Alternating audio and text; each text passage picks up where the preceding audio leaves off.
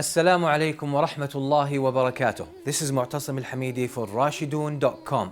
Today I'm going to share with you a very important tactic, a very important technique that I usually use to get me out of a situation where I usually get trapped in some kind of sorrow, some kind of pain, some kind of agony, some kind of regret or grief.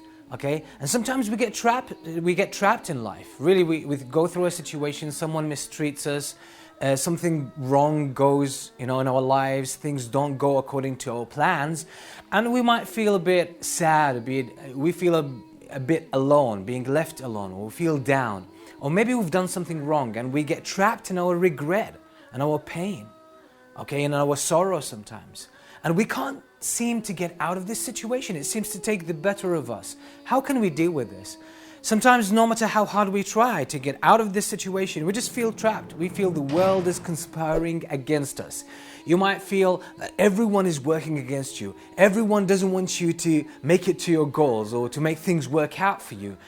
Everything seems just to work against you. The world seems to conspire against you. And it seems to be so real. But let me tell you that actually it's not real. It's your thoughts. Usually we don't deal with reality. We deal with our thoughts, with what we think reality is. We don't deal with what reality really is. We actually deal with what we think it is. And that's the biggest dilemma in our lives generally. To me, that's the source of so many ailments and so much trouble in our lives, that we can't tell the difference between our thoughts and reality, between the absolute, independent, neutral reality and our thoughts about it.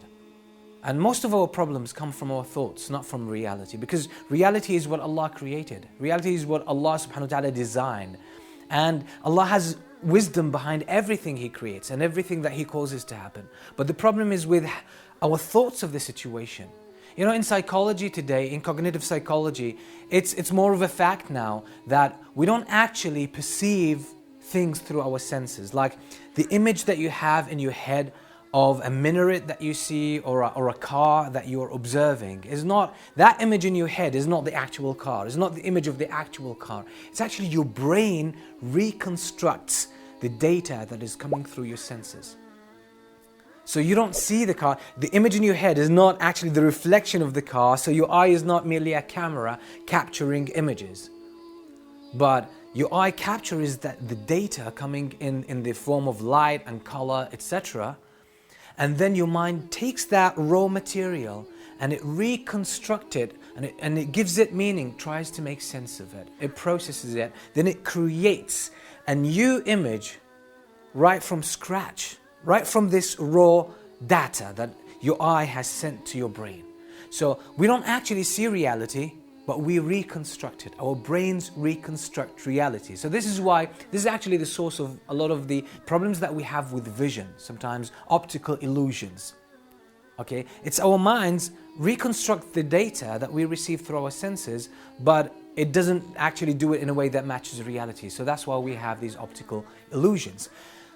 And the case is not limited to optical illusions. It actually has to do with everything in life. So any situation we are in, if we feel trapped, if we feel in a negative state and we can't get out of it, okay, we think we're trapped by reality or we're trapped in a real situation, but we're actually not. We're just trapped in our thoughts. So one of the techniques that has really helped me throughout difficult situations, and it just worked like magic, was what I call expand your reality. Expand. It's a mental exercise. It's a game that you do with your thoughts, and if you do it well, you can actually change a huge part of your life from negative to positive. And let me explain to you how this actually works. You feel in a situation, let's say for example, the loss of a loved one, or you failed an exam, or you set up a business and it didn't work out and everything just fell apart and you lost your money, okay? And at that moment, you are more likely to feel that the world is conspiring against you, that nothing will work out for you, that whatever you do is going to end up as a failure. And it seems that everyone is conspiring against you. This is how it feels, this is how it seems. And this is not a reality, this is something that your mind creates. It's a matter of thought. These are just your thoughts giving you an impression of reality, a biased impression of reality that is affected and influenced by your negative feelings. So every time you feel trapped, as I said, if you lost a loved one, or you failed an exam or a test or a challenge and you didn't make it, okay, and you feel trapped, you feel your world seems to contract and everything seems to be not working out for you, and you feel that it will never work out for you, you will never make it, okay, and you say to yourself, whatever I do, I'm going to fail, that's who I am, I'm a failure. This kind of exercise, if you do it at times of ease, it will help you at times of difficulty, and that's the mental trick, is expand your reality. Usually reality is a huge spectrum. We can't actually deal with reality or perceive all of reality because we have a limited intellect, limited mind, we have limited senses, so we can't take in all of reality, so we are picky and choosy. It's an automatic process based on our aspirations, based on our plans, based on our likings, based on our social conditioning. We choose and pick certain things from the environment and perceive them, and then our mind reconstructs reality based on this biased and chosen selected data. Okay, so when we get stuck in a certain negative situation, what happens, our view of reality is so huge. But let's say you can take about 30% of the objective reality, that's about 30% of it. And what happens in negative moments, this 30% actually contracts and shrinks into probably 5% of reality. So you only see negative aspects of reality. And it's a game that your mind plays. It's not a reality, it's your mind plays a game and it focuses on the negative. That's it. So if you can expand this 5%, get it back into 25%, 30%, expand your view of reality, you'll be shocked that the world is not actually conspiring against you. Things are not so gloomy and negative as they seem to be. Okay? And the only thing you did, nothing in real changed. Nothing actually changed. Your world did not get better. Your failure did not turn into success. But the only thing that changed was your thoughts, what you perceived. So by doing this, expanding your reality to include things that are positive, you will feel an immediate change and transformation in your emotional state.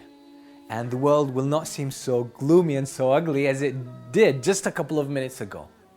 How can we do this? How can we use this technique to help us? First, you have to start at times of ease. Believe me, when you see great people doing great things, skillful athletes, players doing marvelous things that seem to be beyond the capacity of human beings, you might say, oh, this person is so genius, this person is so talented and so great. Dig deeper. Dig deeper. Usually what people